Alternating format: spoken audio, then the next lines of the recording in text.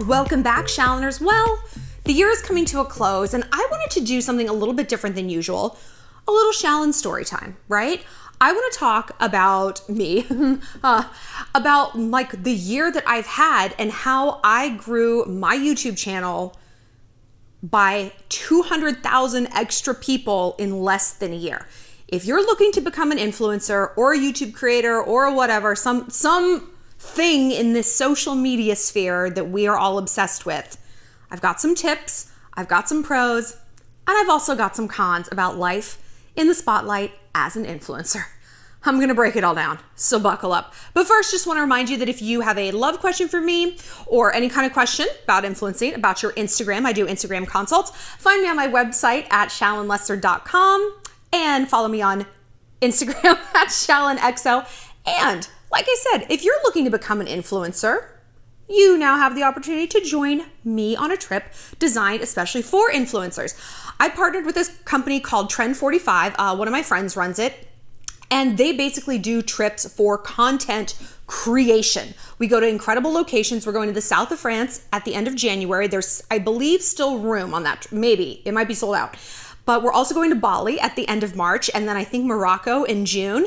And basically, they take about 40-ish people, sometimes less, sometimes more, and a ton of photographers, like one photographer and videographer for every two people. So basically, it's a content bonanza, and we're doing all this like gram-friendly stuff, waterfalls, skiing, all these beautiful excursions in like super gorgeous locations. So if you're trying to build your portfolio, if you're trying to like get a bunch of content to throw up on your website, on your Instagram, whatever, this is like kind of the first company I've ever heard of that's doing anything like this, because you know what it's like when you go on vacation. You're like, can you take a picture? Like you see the vision, you see it, you see the sunset and the placement, and they're like, boop, and it's just a blurry mess, and you're like so livid. This takes care of that. So it's a cool company, and I talked about it before, and someone's like, is Shallon gonna be like the Ja Rule of this Fire Fest? I almost peed my pants. I laughed so hard. Oh my God. I would love to be the Ja Rule of almost anything, but unfortunately, no. This is like an established company. They've been doing this for a few years. So yeah, so their trips are legit. In fact, if you don't believe me, take a look at a video from their last trip to Bali. It's pretty dope. Check it out.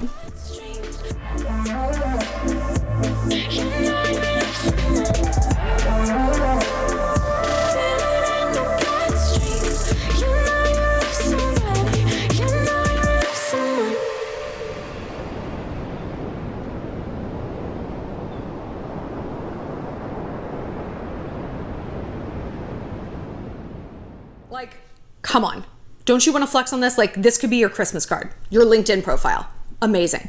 Go to the website, Trend 45, and use my name, Shallon, as your referral code. And that's going to fast track your application because they get like hundreds and hundreds of applications. So they got to make sure you're legit. They got to make sure you're the right fit, blah, blah, blah. So if you use Shallon as the code, you're going to go to the top of the pile, which is pretty cool. So now let's get into all this influencer stuff. Oh man, it's been quite a year. So I left my big girl job. I was the editor of Star Magazine for 7 years here in New York City. And I left because I got laid off. I didn't talk about it then because it was like getting dumped, you know? And Star Magazine was like the fat, ugly guy dumping you. Like I wanted to get out of there so fucking bad. Like the job was fun and I loved my coworkers, but the management was so toxic. Read the book Catch and Kill by Ronan Farrow if you don't believe me. It's about my office, okay? It's wild. Like when I say like, oh, it was a toxic work environment, it wasn't like, they tell me not to eat lunch in the break room. It's like, no, they're like doing evil things in the world. Okay, whatever. Star wasn't, but I won't get into it. I have a non-disclosure, whatever. Anyway, getting laid off was still like horrible. It was like getting dumped by a guy you didn't even like. It's like, oh, I'm sorry, you don't want me? Like, okay.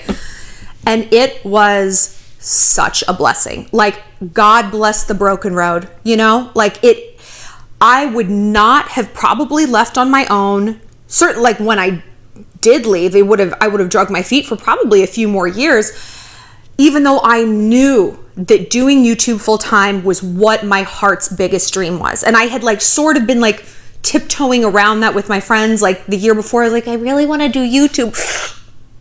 I wasn't claiming it. You got to speak it out and claim. You got to give a name to those dreams. Otherwise, it's like going to a restaurant and not ordering anything. Oh, do you want to see the salad? What? What do you see the salad? Caesar salad. Like, what are you trying to order? Spit it out. Say it and claim it.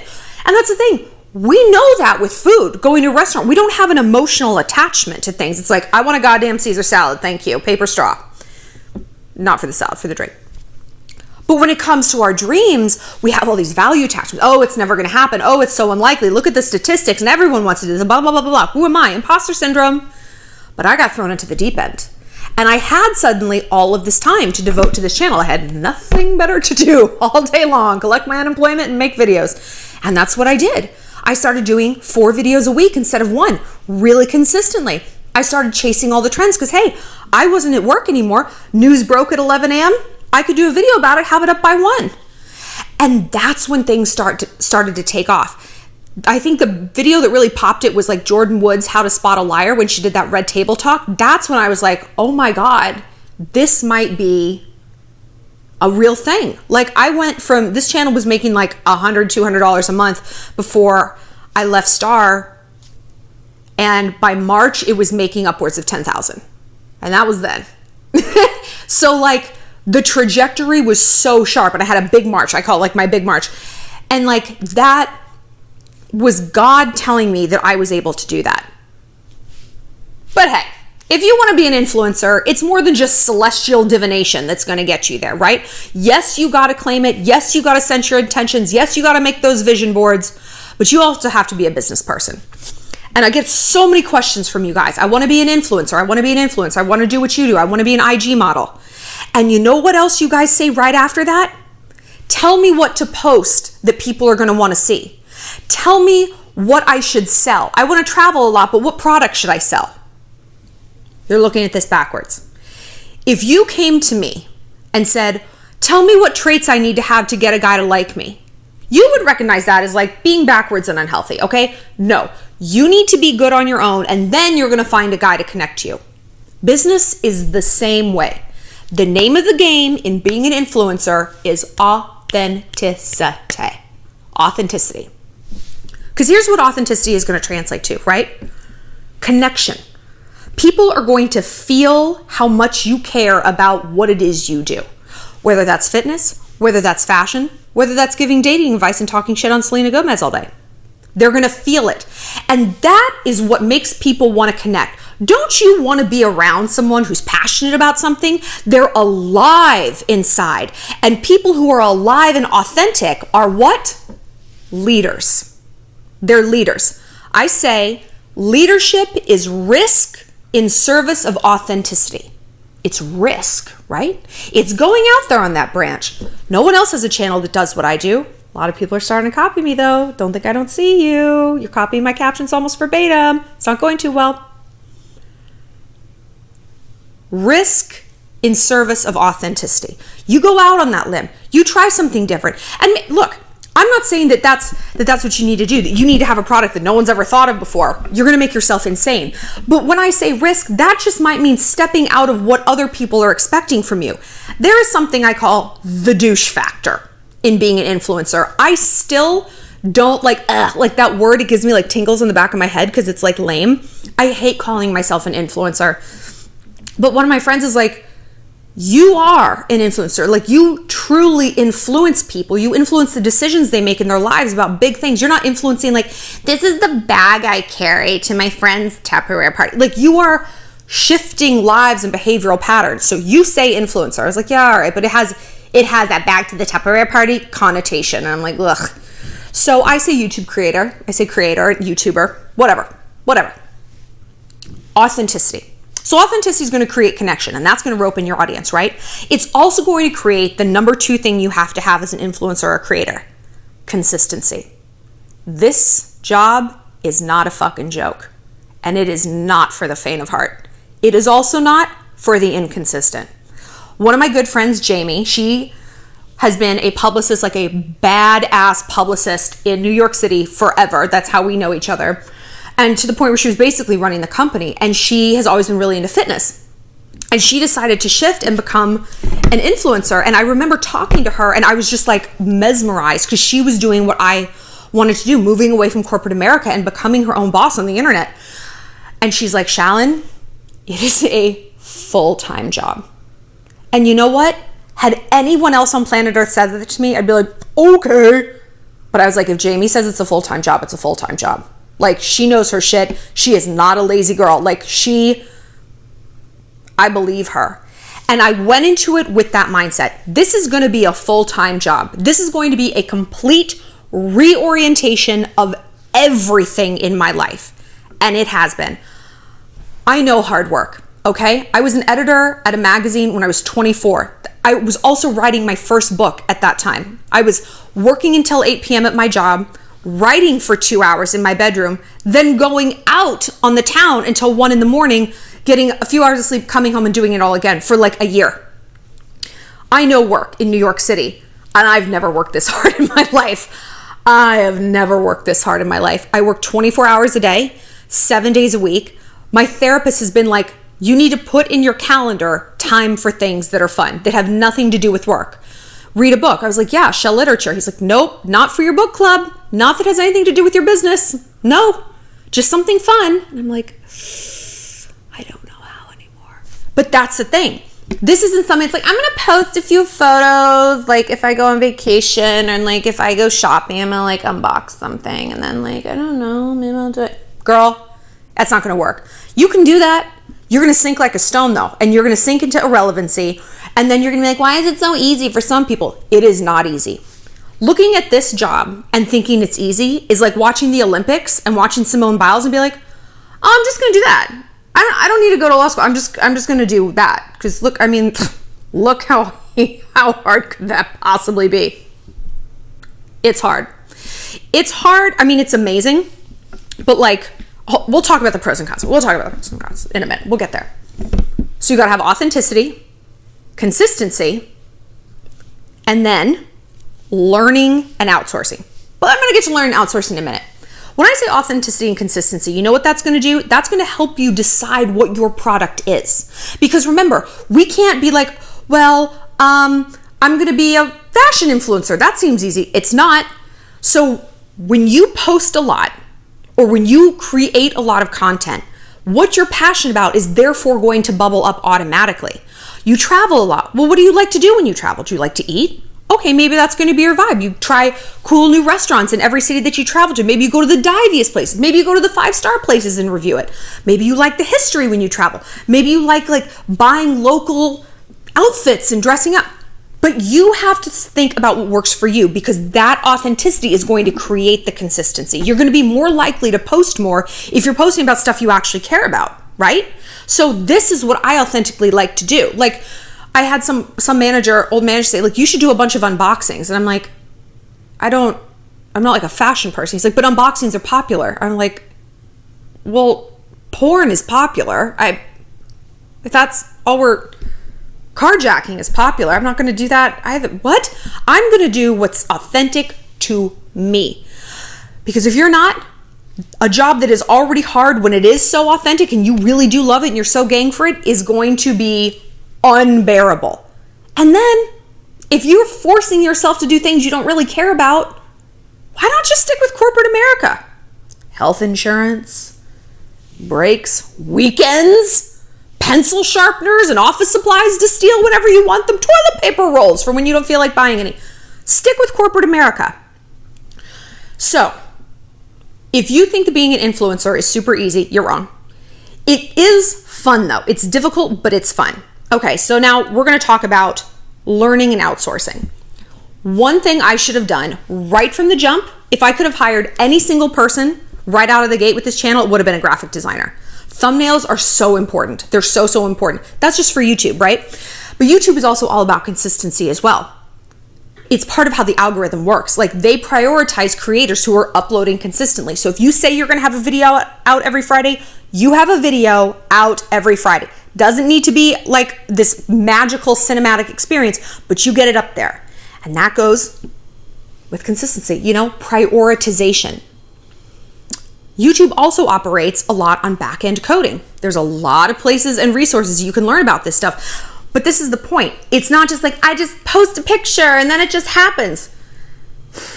No, you have to be really business savvy, and it's difficult because you have to know about so many things that don't relate to each other, like at all. Like I've had to learn all about back-end coding with YouTube, all about YouTube's algorithm, which is like the Wild West. It changes literally every week. Like I get constant emails from my manager. This is updated, that's changed. Instagram's doing this, podcasts are doing that. So I have to know all about YouTube. I have to know all about the trending topic, the subject matter of which I talk about, right? I have to know about podcasts. I have to know about merchandising. I have to know about Instagram. I have to know about Twitter and TikTok and Snapchat.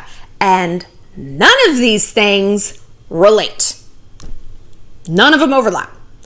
So if you translate this to a different thing, like, oh, I'm the architect, but I'm also the plumber and the electrician and the interior designer, and I'm making all the drapes and I'm carving the coffee tables. Does this seem easy to you? Again, it's fun, but there's a lot. So it's crucial to understand what you can do and what you can't do. I have never been big on like learning new skills. I know how this sounds. But like I've been an adult for so long and in the same industry for so long. Like once you get out of college, you don't have to learn a ton of new skills. You get in your lane and you stay there and you get good at that. And you learn like little bits. But I jumped into a whole new industry and I'm like a babe in the woods. And so I decided that I was going to try to learn absolutely everything that I can, and the things I was incapable or unwilling to learn, I was going to pay for. And when I started out, I didn't have the money to pay for anything. So I was learning everything myself. And if I didn't learn it, I didn't do it, right? You guys say that you love these videos because there's no jump cuts. That's because I never knew how. I do kind of now, but I didn't have the money to go out and hire an editor to jump cut everything. And I'm kind of tech dumb. So I was just like, well, fuck, my brain's just got to make this work. And it does. It's exhausting. After I do these videos, like my brain feels like it's throbbing. It's like I have a concussion. But figure out where your line in the sand is. And the things you think like, no, I just have to outsource those. I bet you can learn. I bet you can. I bet you can learn to do thumbnails or editing or whatever it is. I bet you can. Because there's going to be plenty of things that you truly will have to onboard at some point that you can't outsource, like brand partnerships, talking to brands, like, yes, my manager does a lot of that stuff, but like not for the longest time. My management company is fairly new. Like liaising with your customer. That's something you can't really outsource. That's what I do here. I can't outsource my main product, which is my brain and my advice. So now that we've gotten you on the path of being an influencer, right? Now that you know you got to be consistent, you got to be authentic, you got to connect with your people, you got to be smart about what you're putting out there. Let's talk pros and cons. Let's start with the cons first. Dude, you really got to be built for this. This is no joke, this life. There are things I have experienced in the last 10 months that I never thought I would experience in my entire life. Positive and negative. I never thought I would have multiple fan accounts. I never thought there would be like WhatsApp group and Facebook groups with all of my people from around the world connecting and talking and fighting. Please guys, stop fighting.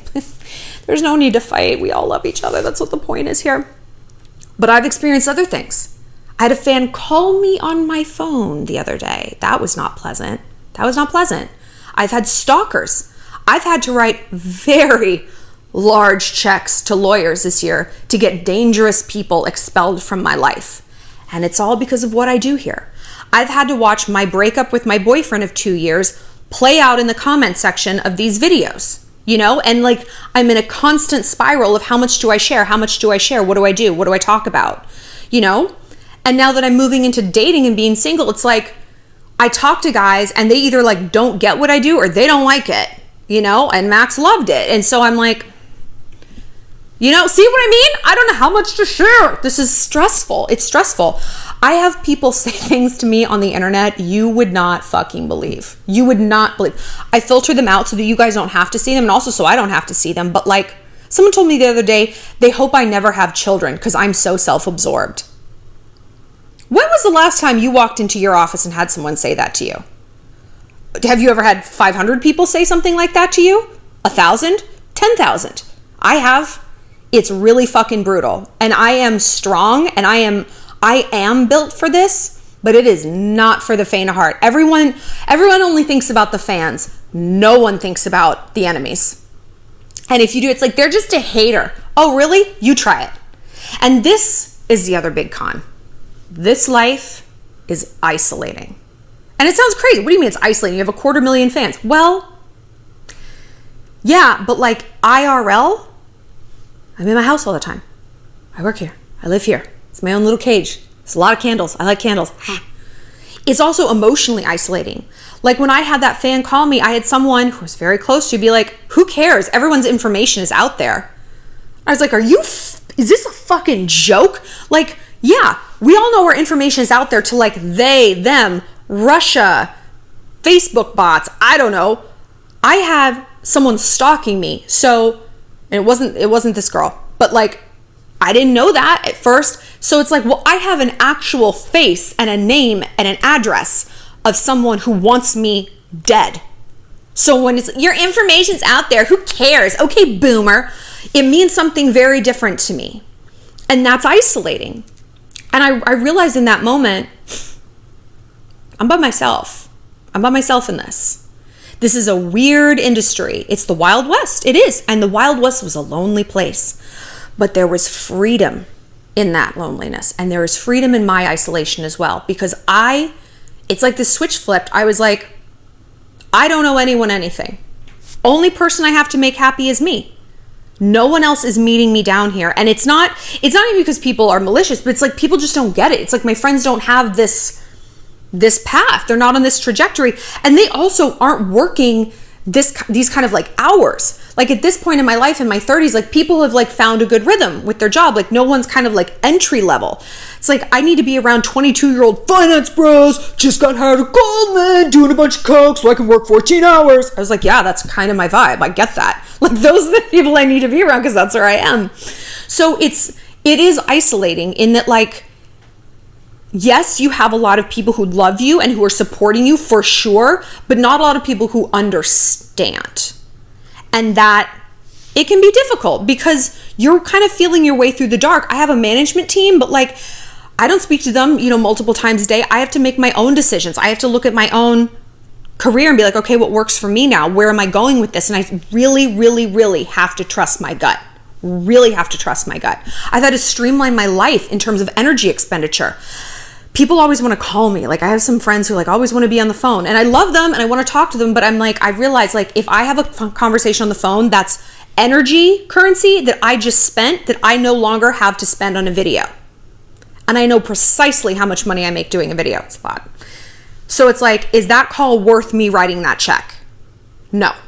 So I have to tell people no, and I have to disappoint people, and I have to like shift my life around and not maybe be as available as I have been. And that's difficult for me because I pride myself on being there for everyone.